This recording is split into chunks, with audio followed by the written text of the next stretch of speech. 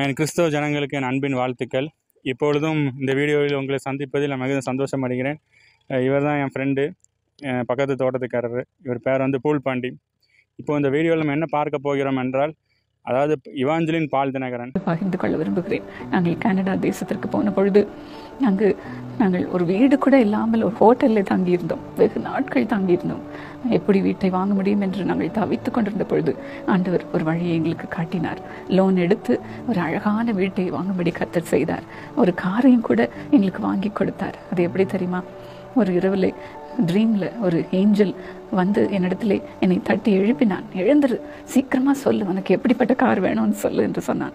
நான் உடனே எழுந்து உட்கார்ந்த பொழுது அவன் சீக்கிரம் எனக்கு நான் சீக்கிரமாக போகணும் என்று சொன்னான். அதனால் வீட்டில் மாடிப்படியிலேருந்து கீழே ஓடி போய் ஒரு கார் பேம்ப்லெட் ஒன்று இருந்தது, அதை எடுத்து ஒரு வீடியோவில் வந்து என்ன கூறுகிறாருங்கன்னா, நான் வந்து ஜெபம் பண்ணேன், நான் நைட்டு உட்காந்து ஜெபம் பண்ணுவேன். ஏன்னா கனடாவில் வந்து வீடு வாங்கலையாம்.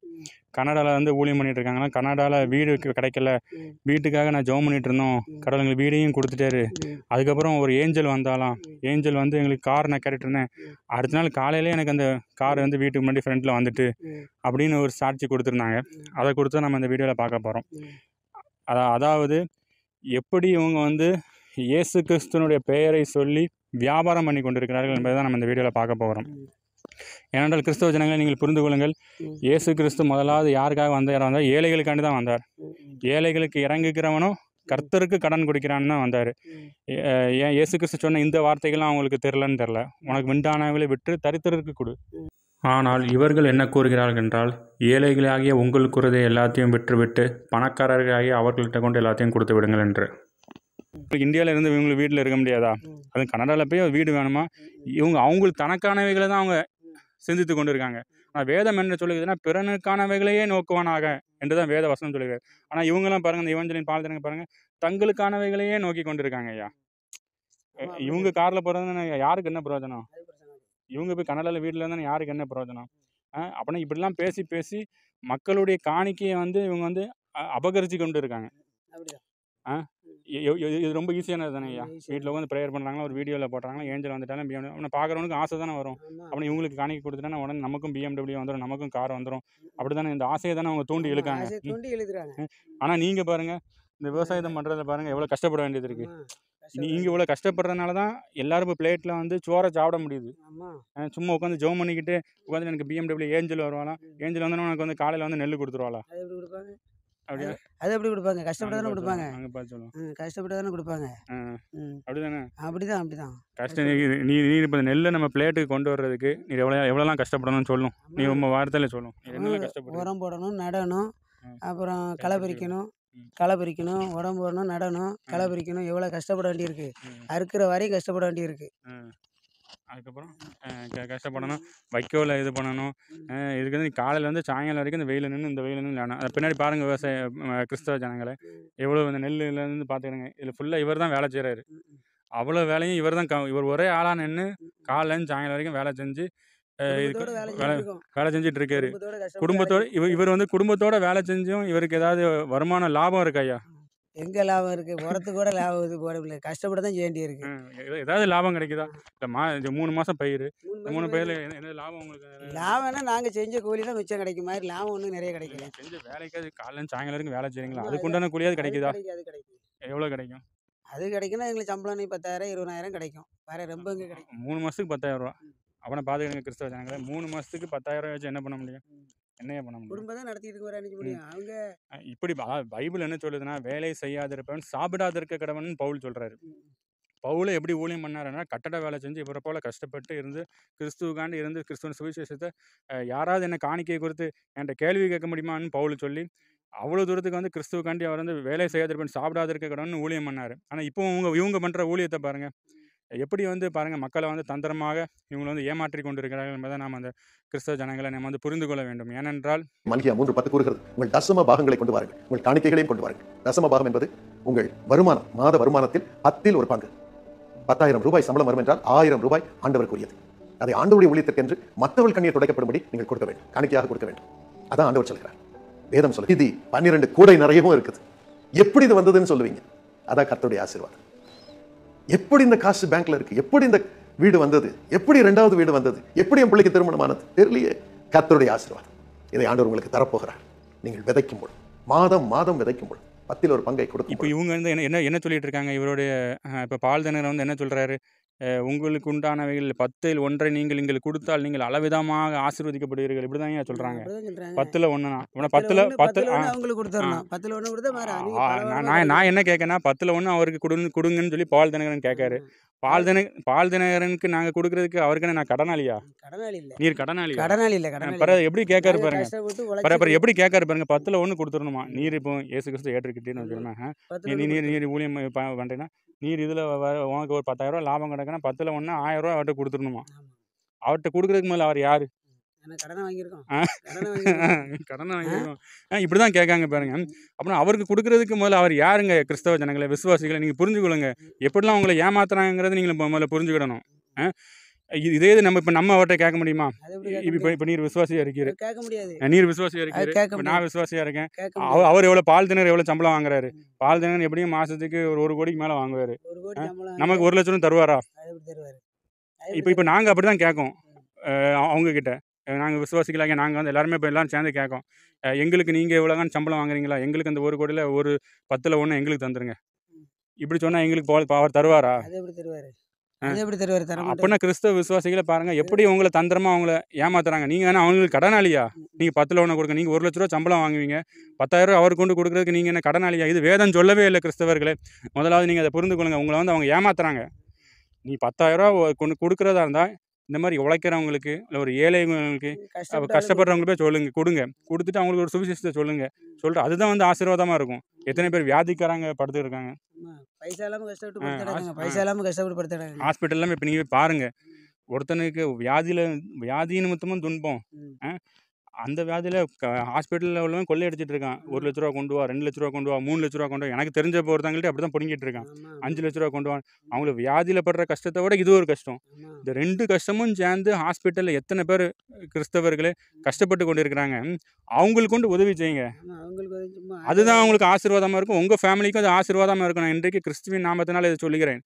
இந்த ஏமாத்துறவங்கள்ட்ட கொண்டு போய் கொடுத்தீங்கன்னா கண்டிப்பாக உங்களுக்கு ஆசீர்வாதம் வராது. இது இன்றைக்கு உங்களுக்கு கிறிஸ்துவின் மூலமாக நான் உங்களுக்கு சொல்லி கொண்டிருக்கேன். அவங்களுக்கு கொண்டு கொடுத்தீங்கன்னா ஆசீர்வாதம் வராது. புரிந்து கொள்ளுங்க. அந்த வியாதிக்காரங்கள்ட்ட கொண்டு போய் கொடுங்க. நீங்கள் அவ்வளோ பேரும் அந்த ஹாஸ்பிட்டலில் போய் எல்லாருக்கும் பார்த்து கொடுத்தீங்கன்னா அவங்க எவ்வளோ சந்தோஷப்படுவாங்க. அவங்களுக்கு சுவிசேஷம் சொல்லலாம். கஷ்டப்படுறவங்களாம் வந்து இதுவாகவாங்கல்ல. இவங்களுக்கு நீங்கள் கொடுக்குறதுக்கு நீங்கள் என்ன கடனாளியா அவங்களுக்கு? இல்லை அவங்க கஷ்டப்படுறாங்களா? இவரை மாதிரி கஷ்டப்பட்டு இருக்காங்களா? இல்லை வெயில் நின்று வேலை செஞ்சுட்டு இருக்காங்களா? நல்ல சொகுசாக இருக்காங்க. அதுவும் அந்த அம்மா பேசுகிறத பாருங்கள், வாய் கூசாமல் பேசுது. ஒரு வீடு கூட இல்லாமல் ஒரு ஹோட்டலில் தங்கியிருந்தோம். வாய் கூசாமல் ஒரு வீடு கூட இல்லாமல் ஒரு ஹோட்டலில் தங்கியிருந்தோம். எவ்வளோ கோடீஸ்வரங்க. சொந்த காலேஜ் வச்சுருக்காங்க, காரணியில் காலேஜ் வச்சுருக்காங்க, எத்தனையோ ஜெப கோபுரம் வச்சுருக்காங்க. இந்தியாவில் ஃபுல்லாக எத்தனையோ பிரான்ச்சஸ் வச்சுருக்காங்க. வச்சுக்கிட்டு அவங்க போய் கனடாவில் போய் இருக்காங்களாம். கனடாவில் இவ்வளோ தானே வச்சுட்டு கனடாவில் இருக்க எங்களுக்கு சொந்த வீடு இல்லையா? சொந்த வீடு அது காட்டிட்டு இருக்காங்க. சொந்த வீடு இல்லையா? அதே நாங்கள் இயேசு கிறிஸ்துவை கேட்டோம், எங்களுக்கு கொடுத்துட்டு வரோம். எனக்கு அங்கேயும் எங்களுக்கு கார் இல்லையா? எங்களுக்கு புது பிராண்ட் நியூ கார் வந்துட்டான். இந்த ஆசீர்வாதத்தை தான் இயேசு கிறிஸ்து சொல்லிக்கிட்டு இருக்காரா? கிறிஸ்தவ ஜனங்களை புரிந்து கொள்ளுங்க. இவங்க காண்பிக்கிற கிறிஸ்து நம் கிறிஸ்து கிடையாது. அவங்க வந்து பிசாசை தான் போதிச்சுட்டு இருக்காங்க. அவங்க காண்பிக்கிற கடவுள் நம்மளுடைய கடவுள் கிடையாது. நீங்களே கிறிஸ்தவர்கள் சிந்தித்து கொள்ளுங்க. இவ்வளவு தூரத்திற்கு அவங்க சொன்னதுக்கு அப்புறமா நீங்கள் அவங்கள நம்புறீங்கன்னா உங்களை மாதிரி ஏமாந்த ஆள் யாருமே இருக்க வேணாம். அவங்களே அவங்க வாயினால உங்களை எப்படி ஏமாத்துறாங்கிறத அவங்களே காமிச்சிட்டாங்க. வாய் கூசாமல் அவங்களே சொல்கிறாங்க. ஒரு வீடு கூட இல்லாமல் ஒரு ஹோட்டலில் தங்கியிருந்தோம். இதுக்கப்புறமும் நீங்கள் ஏமாந்தீங்கன்னா அதுக்கப்புறம் நம்ம ஒன்றும் செய்ய முடியாது. இவ்வளோதான் சத்தியத்தை நான் சொல்கிறேன். என்ன பார்த்து என்ன தெரியுமா சொல்கிறாங்க? நான் குறை சொல்கிறேன்னா குறை கிடையாது. எப்படி பாரு, உண்மையதான் நீ பேசுறேன். ஊழியக்காரெல்லாம் நீங்கள் வந்து குறை சொல்லக்கூடாதான். ஊழியக்காரன் அதாவது கிறிஸ்தவர்களை புரிந்து கொள்ளுங்க. ஊழியக்காரர்கள்னா பொது ஏற்பாடின் படி பார்த்தோன்னா எல்லா விசுவாசிகளும் ஊழியக்காரங்க தான். நீங்கள் பழைய அவங்க வந்து உங்களை பழைய ஏற்பாடாக காமிச்சு தான் உங்களை ஏமாற்றிட்டு இருக்காங்க. பழைய ஏற்பாடில் தான் ஊழியக்காரங்கள் தனி, ஆசாரியத்துவம் ஊழியங்கிறது தனி. புது ஏற்பாடின் படி பார்க்க தான் தெளிவாக புது ஏற்பாடு சொல்லுது. யாரெல்லாம் நீங்கள் இயேசு கிறிஸ்துவை விசுவாசிட்டீங்க நீங்கள் எல்லாருமே ஊழியக்காரங்க தான். அதை தான் வேத வசனம் வந்து கூறுகிறது. ஆனால் இவங்க வந்து உங்ககிட்ட அப்படி ஏமாற்றி அவங்களோட ஊழியக்காரர்களை காமிச்சு நீங்களாம் ஒன்றுமே இல்லைங்கிற மாதிரி காமிச்சு அவங்க வந்து பணத்தை கொள்ளை அடிச்சிட்டு இருக்காங்க. அப்படி இப்படின்னு சொல்லில மக்களை ஏமாத்தாங்க. இவங்க ஒரு மீட்டிங் வைக்கணும், ஒரு ஆளுக்கு 5000 கொடுங்க 10,000 கொடுங்க, ஆமாம்மா. சபையிலேருந்து கொடுத்து வாங்கி ஏமாத்தாங்களாங்க. அப்படித்தானே ஏமாத்திட்டு அப்படிதான் ஏமாத்துறாங்க. அப்படிதான் இப்போ ஏமாத்திட்டு இப்போ ஆண்டவரை இப்போ வச்சு ஏமாத்தணும். இப்போ நீர் ஆண்டவரை வச்சு எதுக்கு ஏமாத்தணும்? Super question. ஆண்டவரை வச்சு ஏமாத்தணும். நீ பாருங்க, இவருக்கு கடவுளை பற்றியே தெரியாது, இப்போதான் கொஞ்சம் கொஞ்சம் தெரிஞ்சுட்டு வராரு. இவரே சொல்றாரு பாருங்க, இவங்க எல்லாரும் நான் இன்றைக்கு கிறிஸ்துவ நாமத்தினால சொல்லுகிறேன், கடவுள் பேரை யூஸ் பண்ணி இவங்க ஏமாத்துறது மாதிரி ஒரு மோசமானது எதுவுமே கிடையாது. இது இல்லை இது இல்லை. ஆமாம், அப்படிதான் ஏமாத்துறாங்க. கண்டிப்பாக கிறிஸ்தவர்களை புரிந்து கொள்ளுங்கள். அதாவது மற்றவன் ஏமாத்துறவன் ஏதாவது தவறான இடத்த காமிச்சு விற்று ஏமாத்திடுவான். இன்னொருத்தன் ஏமாத்துறவன் இப்போ ஒரு விவசாயத்துல பாருங்க, நல்ல நெல் இல்லாமல் நெல்லையை கொடுத்து ஏமாத்திடுவான். கோழிலையும் சரி ஆடுலையும் சரி ஏதாவது ஏமாத்திடுவான். கடவுள் பேரை சொல்லிலாம் அப்படி ஏமாத்திட்டு ஏமாத்துறது கூட பெரிய ஆக்கினை கிடையாது. ஆனால் கடவுள் பேரை ம். இயேசு கிறிஸ்து வந்து நமக்காக இந்த பூமியில் வந்து ரத்தம் சிந்தி நம்மளுடைய பாவங்களுக்காக மறித்து அவரை கொடூர கொலை பண்ணியிருக்காங்க. அவர் பேரை சொல்லி இவங்க ஏமாத்துறாங்கன்னா அவங்களுடைய அந்த ஏமாத்துறதுக்கு நீங்கள் உடந்தை ஆகிடாதீங்க விசுவாசிகளை. உடனே தானே இருந்து அவங்க பிறத்தால பேசிட்டு இருக்காங்க. அவங்க பிறத்தால போகக்கூடாது இல்லை. ஆமாம், அந்த விசுவாசிகளை அவங்களுக்கு உடந்தை ஆகிடாதீங்க. இது உங்களுக்கு கடவுள் நிமித்தமாக இந்த எச்சரிப்பு வருது. எடுத்துக்கிடுங்க விசுவாசிகளை. எப்படி அந்த அம்மா பாருங்கள் வாய் கூசாமல் எங்கள் இந்தியாவில் ஃபுல்லாக இவ்வளோ சொத்து வச்சுருக்காங்கய்யா. கனடாலையும் அவங்களுக்கு கார் வேணுமா வீடு வேணுமா அதுக்காக அவங்க ப்ரேயர் பண்ணிகிட்டே இருக்காங்க. அப்படின்னா அவங்க நோக்கம் குடும்பம் பிழைக்க தான் ப்ரேயர் பண்ணிட்டு இருக்காங்க. அவங்க குடும்பம் பிழைக்கிறதுக்கு தான் ப்ரேயர் பண்ணுதாங்க. மற்ற கஷ்டப்பட்ட ஆட்கள் பிழைக்கணும் ப்ரேயர் பண்ணல. ஆனால் வேதம் என்ன சொல்லுது? வேதம் என்ன சொல்லுது? மற்ற ஆளை இவரை ப்ரேயர் பண்ணி நீங்கள் ப்ரே பண்ணுங்க. அப்படின்னா வேதம் வந்து அவங்கள ப்ரே பண்ணி அவங்களுக்கு பிழைக்க தான் ப்ரே பண்ணுதாங்க. அடுத்த ஆளுக்கு ப்ரே பண்ணல. ஆனால் வேதம் என்ன சொல்லுதுன்னா, நீங்கள் கிறிஸ்துவனிடத்தில் பெற்றுக்கொண்டதை ஏழைகளுக்கு கொடுத்துடணும். கொடுங்கன்னு தான் சொல்றாங்க. இவங்க அவங்கள்ட்ட மக்கள்கிட்ட புடுங்கலாம். இவங்க வந்து என்ன பண்ணுறாங்கன்னா, உங்ககிட்ட இருந்து பிடுங்கி அவங்க சொகுசு வாழ்க்கை வாழ்ந்துறாங்க. எப்படி சொகுசு வாழ்றாங்க? இந்தியாவில் ஃபுல்லாக சொத்து சேர்த்துட்டாங்க. இனிமேல் கனடாவில் சொத்துக்கு சேர்க்கணும். இனிமேல் அடுத்த ஒரு கண்ட்ரிக்கு போவாங்க, திரும்ப அங்கே சொத்துக்கு சேர்க்கணும். இப்படி உலகம் ஃபுல்லாக அவங்க சொத்து சேர்த்து அவங்க வளர்ந்துக்கிட்டே போவாங்களாம். நீங்கள் குறுகிக்கிட்டே போவீங்க விசுவாசிகளை. நீங்கள் விசுவாசிகளை கொஞ்சம் சிந்திங்க. ஊழியக்காரங்கன்னா நீங்கள் எல்லாருமே ஒரு ஊழியக்காரங்க தான். புதிய ஏற்பாடின்படி பார்த்தானா அவங்க உங்களை ஊழியக்காரங்கன்னு சொல்லி உங்களை வந்து ஏமாற்றி கொண்டும் வஞ்சித்தது கொண்டும் எப்படி இந்த அம்மா வாய் கூசாமல் கூறுது பாருங்கள். அந்த அம்மா சொல்கிறத பார்த்தோன்னா ஒரு சின்ன குழந்தை கூட இந்த அம்மா பொய் தான் சொல்லுதுன்னு ஏமாந்துடும். சின்ன குழந்தை கூட நம்பிடும் இந்த அம்மா வந்து ஏமாத்திட்டு தான் இருக்காங்கன்னு. ஆனால் இன்னும் நிறைய பெரிய விசுவாசிகளுக்குலாம் பாதி பேர் நம்மளை பார்த்தா குறை சொல்கிறேன்னு சொல்லிட்டு இருக்கான். அப்புறம் நம்மளை சத்தியத்தை சொல்கிற நம்மளை வந்து குறை சொல்கிறோமா அப்படி சொல்கிறாங்க. அது எவ்வளோ பெரிய தவறாக இருக்கும். ஆமாம். அதனால இயேசு கிறிஸ்துவும் அப்படி சொல்லி இது பண்ணி மக்களுக்கு கொடுக்கணும், மக்களை காப்பாற்ற சொல்லியிருக்கு. இவங்க அப்படி இல்லை. அவங்க சொந்த காரு, சொந்த பில்டிங்கு, சொந்த இதில் வாங்கணும் பண்ணாங்க. மக்களை கூட்டிக்கிட்டு நீ ஆண்டவர் கூட வான்னு கூப்பிட்டுக்கிட்டு அவங்க துட்டக்குறிச்சியில் அவங்க சொந்தத்தில் பிழைக்கிறதுக்கு பார்க்காங்க. நிறைய பேர் அப்படிதான் பண்ணுறாங்க. அப்படின்னா நீ காணிக்க அதாவது ஊழியக்காரனாக இருந்தால் அவனுக்கு காணிக்க உண்டு. கஷ்டப்பட்ட ஆளுகளை பார்க்கணும். அதாவது ஒரு உண்மையான ஊழியக்காரன்னா அவனுக்கும் சாப்பிட்றதுக்கு அவனுக்கும் இதுக்கும் தேவைக்கு உள்ள காணிக்கையை தான் அவன் எடுத்துக்கிடணும். மீதி உள்ளதை எடுத்து அவன் ஏழை எளியவங்களுக்கு வந்து கொடுத்து விடணும். அதுதான் அந்த கொடுக்கப்பட்ட காணிக்கை. ஆனால் இவங்க பாருங்க உங்கள்கிட்ட இருந்து அப்படியே பிடுங்கி அவங்களே வளர்ந்துக்கிட்டு போய்கிட்டே இருக்காங்க. சொத்து எடுத்து காரு கீரு பங்களா எங்கெல்லாம் வாங்கிட்டு போய்கிட்டு இருக்காங்க. அப்படிதான் செஞ்சுட்டு இருக்காங்க. மக்களை கூட்டிக்கிட்டு இப்போ திருப்பி ஆண்டவர் பேரை சொல்லி ஆண்டவர்லாம் கெடுக்குறாங்க.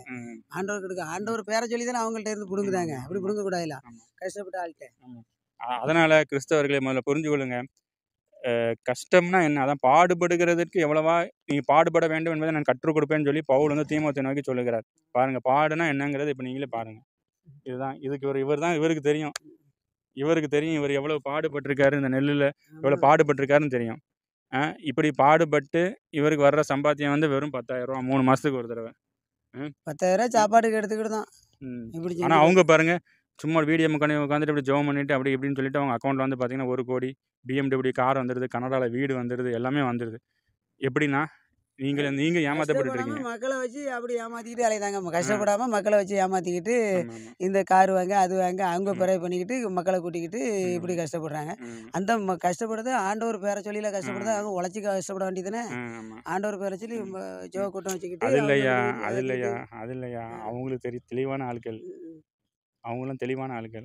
இந்த மாதிரி உழைச்சா ஒன்றும் கிடைக்காதுன்னு தெரியும். புரியுதா? அவங்களும் தெளிவான ஆட்கள். அவங்களுக்கு இப்படிலாம் உழைச்சனா ஒன்றும் கிடைக்க போகிறேன்னு தெரியும். இல்லை இவ்வளோ உழைச்சா ஒன்றும் கிடைக்காதுன்னு அவங்களுக்கு தெரியும். அதனால தான் இப்படி போகிறது. சரி, இப்படி எல்லாருமே போயிட்டேன்னா, இப்படி உழைக்காம எல்லாருமே போயிட்டேன்னா தட்டில் எப்படியா சாப்பாடு வரும்? எப்படி வரும்? சும்மா வந்துருமோ? மற்ற ஆளுகளும் போக வேண்டிய, அவர் மட்டும் சாப்பிட வேண்டிய, மற்ற ஆளும் இப்படி உழைக்காதவங்க யாருமே இல்லைன்னா எப்படி தட்டில் சாப்பாடு வரும்? நீங்கள் எவ்வளோ கோடி கொடுத்தாலும் சரி ஒரு தட்டில் பிளேட்டில் சாப்பாடு வராது. நீர் உழைக்கலன்னா வருமா அது சாப்பாடு? வராது வராது வராது. இது எப்படி வரும்? ஆமாம். அதனால் கிறிஸ்தவ ஜனங்களே முதலாவது புரிந்து கொண்டு ஒரு ஏழை எளியவங்களுக்கு போய் கொடுங்க. ஒரு வியாதிக்காரங்களுக்கு கொடுங்க. இல்லை இந்த மாதிரி விவசாயிகள் கஷ்டப்படுறாங்களா அவங்களுக்கு போய் கொடுங்க. கொடுத்து அவங்களுக்கு ஒரு சுவிசேஷம் சொல்லுங்கள். அவங்களுக்கு நல்வழிப்படுத்துங்க. அவங்களுக்கு கிறிஸ்துவ சொல்லுங்கள். அவங்களுக்கு இன்னும் விவசாயத்தில் எப்படி பண்ணலாங்கிறத அவங்களுக்கு ஒரு இது பண்ணுங்கள். இதை தான் கடவுள் வந்து விரும்புகிறாரே தவிர நீங்கள் புதிய ஏற்பாடின்படி பார்க்கும்போது நீங்கள் இப்படி ஏமாத்துறவங்களுக்கும் இப்படி ஊழியக்காரங்களுக்கும் கொடு என்று வேதம் வந்து போதிக்கவும் இல்லை. இவங்க வந்து எதுக்கு தசம பாகத்தை காட்டுறாங்கன்னா அது பழைய ஏற்பாடை காண்பித்து இவங்க உங்கள்கிட்ட வந்து கொடுக்கணுமா, அவங்ககிட்ட கொடுக்க சொல்கிறாங்க. அவங்ககிட்ட கொடுக்குறதுக்கு முதல்ல அவங்க யார்? நீங்கள் வந்து கஷ்டப்படுறீங்க, ஒரு மாதம் கஷ்டப்பட்டு 1,00,000 ரூபா சம்பளம் வாங்குறீங்க. அந்த 10,000 கொண்டு அவங்ககிட்ட கொடுக்குறதுக்கு அவங்க முதல்ல யார்? உங்களுக்கு எதுவும் வட்டி உங்களுக்கு கடன் கொடுத்துருக்காங்களா? அவங்க உங்களுக்கு எதுவும் கொடுத்துருக்காங்களா? அதனால் விசுவாசிகளை நீங்கள் அந்த 10,000 ரூபாய் நீங்கள் கொடுக்குறதுக்கு நீங்கள் ஒரு ஏழைகளுக்கு கொடுத்துருங்க. எல்லாத்துக்கும் கொடுத்துருங்க. அது உங்களுக்கு ஆசீர்வாதமாக இருக்கும். அதனால் இப்படிப்பட்ட தந்திரமுள்ள ஆட்கள், இப்படிப்பட்ட ஓநாய்கள்கிட்டருந்து தயவு கூர்ந்து விசுவாசிகளை நீங்கள் வந்து தப்பித்து கொள்ளுங்கள். அதுக்காக தான் அந்த வீடியோ பதிவு. நன்றி. அவர் நிறைய பேர் ஆண்டவர்